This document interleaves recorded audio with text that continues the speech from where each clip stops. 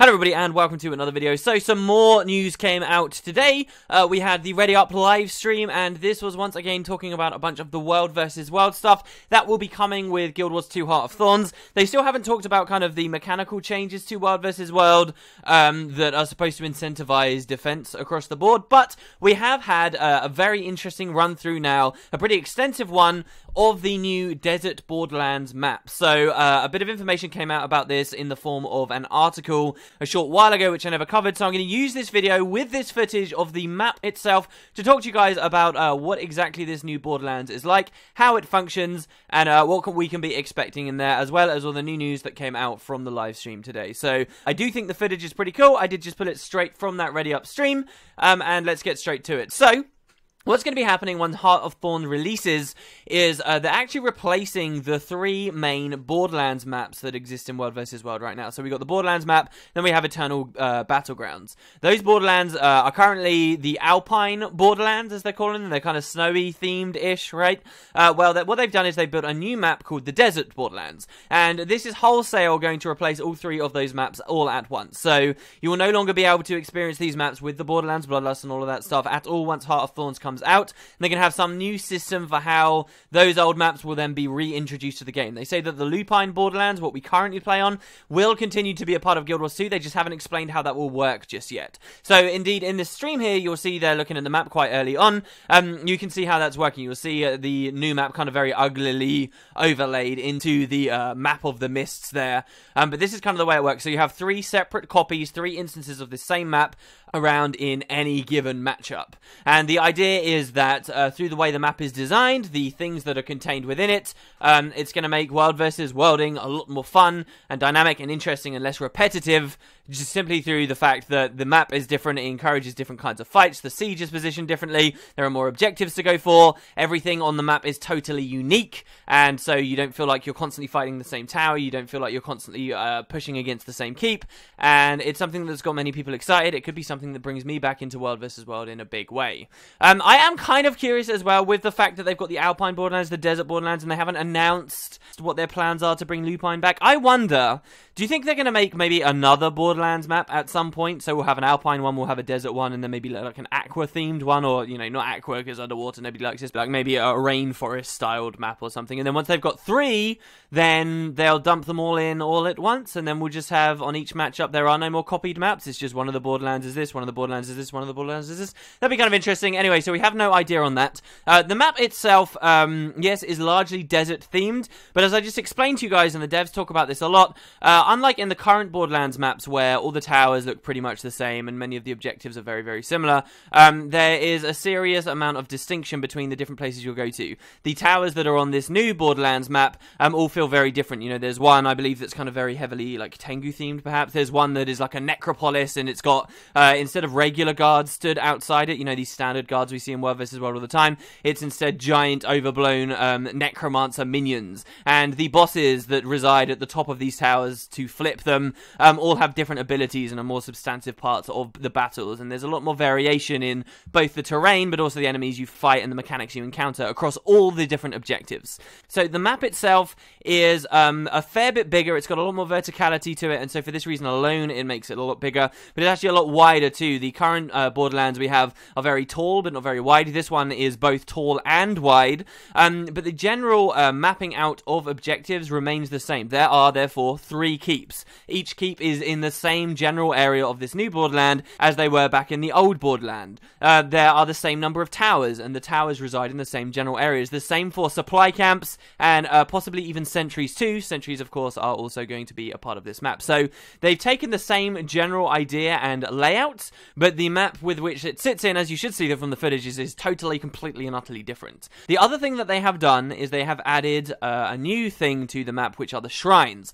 Shrines are something we've been seeing sort of in the edge of the mists already. The idea behind the shrines is each keep has 3 shrines around it, 3 extra bonus objectives, 3 extra locations that can be flipped and captured by various servers, and depending on which of these you have, how many you have, you get different perks for being in that area of the world. So, for example, Outside the Fire Keep are 3 shrines, and if you were to collect these, you turn on fire turrets that will assault other servers. They'll be allied to you, but in this entire area, this entire region of the world, your server will have turrets firing at people. It will grant your players on your server immunity to walk in lava. Another shrine, a 3rd shrine, if you were to own it, will enable you to turn into giant Hounds of Balthazar, basically, that are these big units on the battlefield that don't cost supply or blueprints or anything to create, and you can have a certain number of players running around as these things. And that may give you access as well, as we see in this live stream, to kind of lava portals. Now that you can walk in the lava around the keep, you can get access to portals and sort of teleport through gates and so forth. So this is a really cool idea. It's something we did see in Edge of the Mist that I enjoyed very much from Edge of the Mist, and each of the 3 keeps has 3 of its own shrines. Just describe the fire ones to you guys. The air ones have the ability, unlock the ability for you to use jump pads around that region of the world. In the live stream, you will see the jump pads look awesome. There's like this very, very high cliff near the air keep, and most players would have to walk along these long bridgeways and staircases, spend a long time climbing up, but because this person owned the shrine, they could just press F a few times on these jump pads and they'd get up very, very quickly. Again, you can have a shrine that will activate turrets. These times they wouldn't be turrets that do damage, they'd be wind turrets that push people off their positioned in various areas around bridges that will knock Zergs off. This is something I talked about in the channel before, we actually saw in one of the trailers. And lastly, most excitingly, is the ability to become immune to falling damage while, again, in the general vicinity of the air keep. So, this is also an area, as it happens, that has a lot of very dizzyingly high places. There's an amazing moment in this footage you guys will see where they jump from this incredibly high spot all the way down, and they land and they're perfectly fine. They actually said as well that they were considering tweaking the way that it works, whether it should put you in combat so you can proc full damage traits to just damage enemies, or whether you should not even get into combat, which is the way we saw it demonstrated here. So that would be the air keep, and the last keep is the earth keep. The earth keep has a shrine that will cause giant rock walls that are hiding within the sands around this desert to suddenly manifest and shoot up. Again, you would have seen this in some trailer footage before. There is no footage of this specifically from the live stream, but these things will pop up and they'll completely 100% obstruct people, stop them from being able to move past them.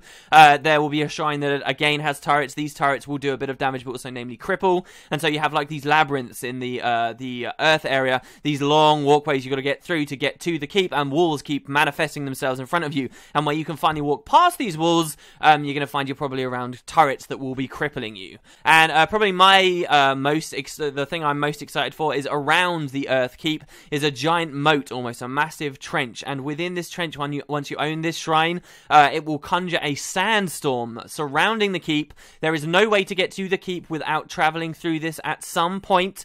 And while you are in possession of this shrine, you can hide in the sandstorm and you will have permanent stealth. That stealth will run out when you hit someone, as stealth does in Guild Wars 2, but maybe if you're on a huge kind of bursty build, like, I don't know, a scepter, dagger, even elementalist, a spec for massive burst, you could just blow people up. And so it's going to be really scary. It's going to be really cool both playing as someone hiding in this sandstorm, trying to defend the keep, picking off people who are trying to get through, or perhaps even a whole Zerg just hiding in the friggin' sandstorm, waiting to ambush an enemy Zerg as it comes to try and assault. Or it's going to be really fun as well, honestly, being the aggressors, being the people attacking this place, and perhaps trying to send a very small scouting group through to flip the shrine itself so that the Zerg can pass safely without fear, or to just have that feeling of wading through and always wondering, oh god, we're in the sandstorm, is anybody going to jump out at us? Really, really exciting thought, and the shrines are a great little thing, I think, that they've taken from Edge of the Mists, and should improve this a whole bunch more. This is already way more objectives we get on this new map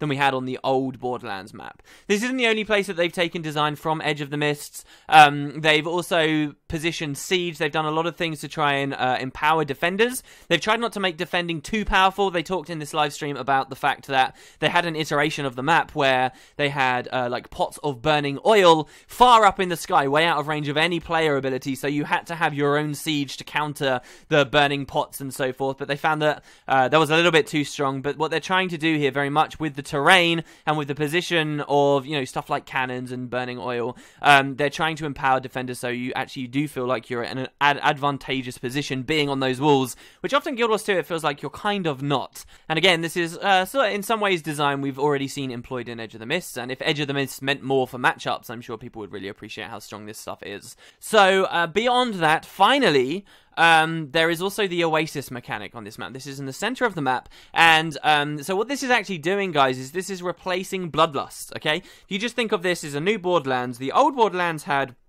the keeps and so forth. Yes, it didn't have the shrines, but kind of as their kind of primary mechanic or whatever, they have Borderlands Bloodlust. And so Borderlands Bloodlust does not reappear in the new map. Instead, we have the Oasis event. Now, this will proc at very specific intervals, not very frequently at all, like once every few hours or so. But once this begins, it's a giant event in the center of the map that pretty much all the servers are going to rush down to try and fight over.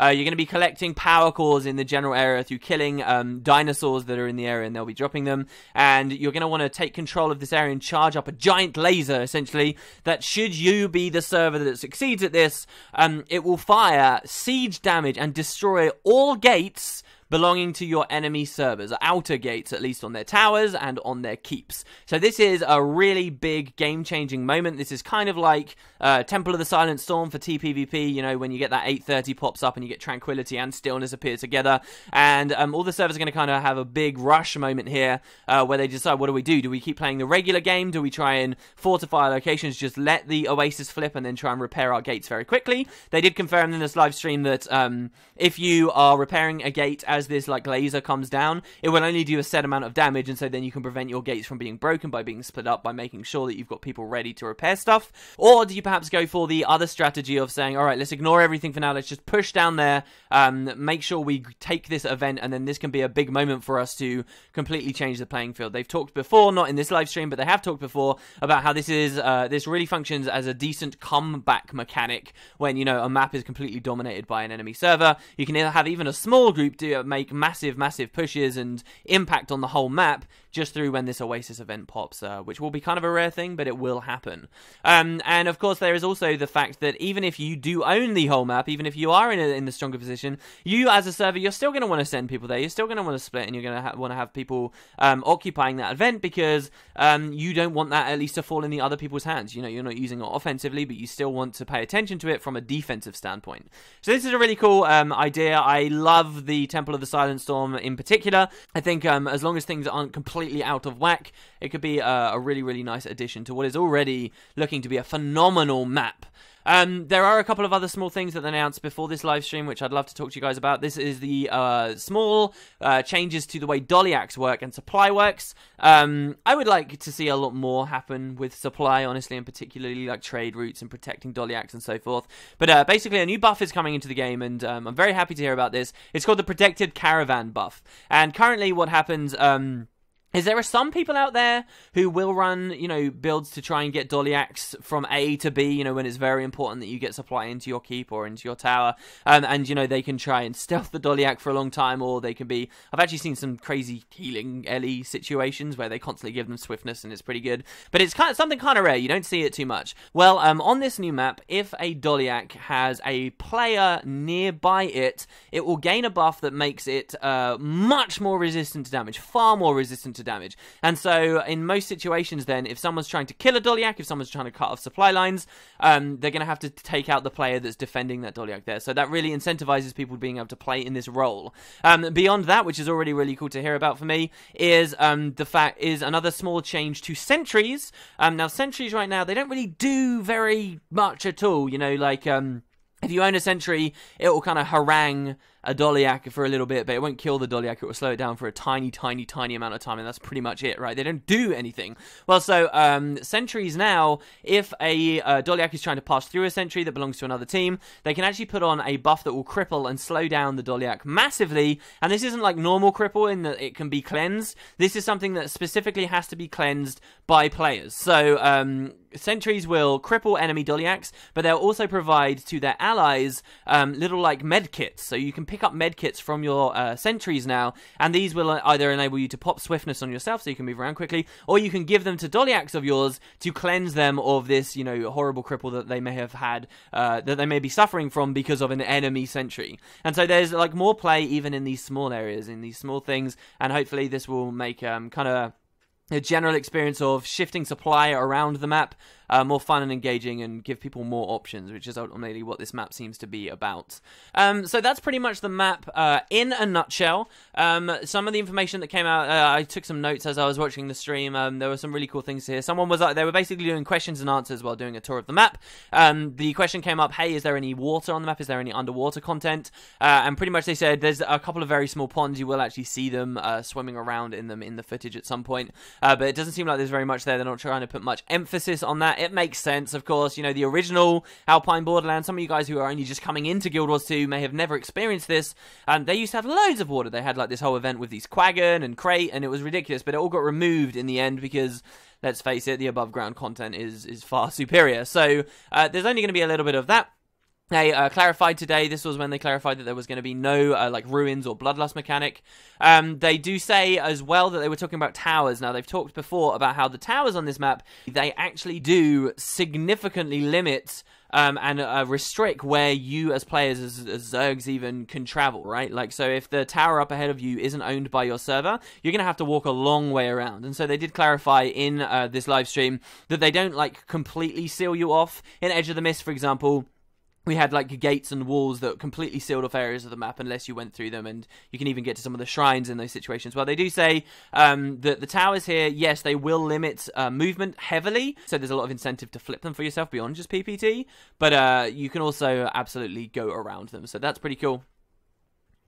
They mentioned some other small things, the fact that shrines on this map, they will have Righteous Indignation, but instead of like the typical 5 minutes, they want it on just 3 minutes so that they'll flip more frequently, which is cool. I think that makes a lot of sense. They said that all the shrines will be like equidistant from their keeps and all accessible from outside the keep. So again, it's not like Edge of the Mist where one of these objectives you can't even flip without getting through a wall. Even as a very small group, you can kind of look at the map and be like, hey, there's this shrine here, and you know you can generally get to it and flip it and give your server some benefits. They talked about a bunch of other small things too, just little details, you know, like the fact that the Oasis event, you currently can use like stealths and invulnerabilities to kill the dinosaurs and then collect the power cells and travel around with them, so you can kind of do it undetected, but a lot of that stuff is subject to change. That's pretty much what they said though today. Feel free to check the live stream out for yourself if you like, guys. There is a link down below, but that's the new map. Very excited about it. My main thing that I think I'm looking forward to isn't even the Oasis thing. It's more just how shrines are going to really break up the ways you can tackle keeps, okay? Because now we're going to have this situation where, let's say we as a server want to take out the Earth Keep.